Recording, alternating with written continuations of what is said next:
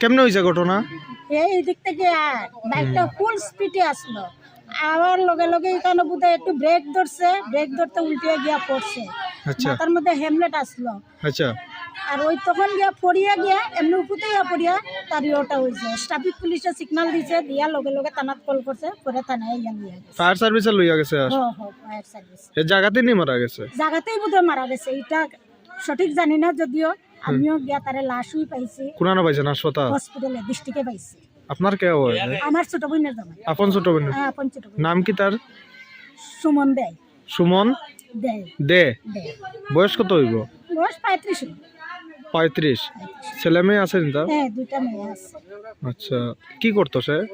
সে দোকানে কর্মচারী করে। কি আইবার পথে নি ঘটনা হয়েছিল? হ্যাঁ, আবার বাইকটা তার নিজস্বই আছে? নিজস্ব বাইক। অন বডি হই তার? Body hospital.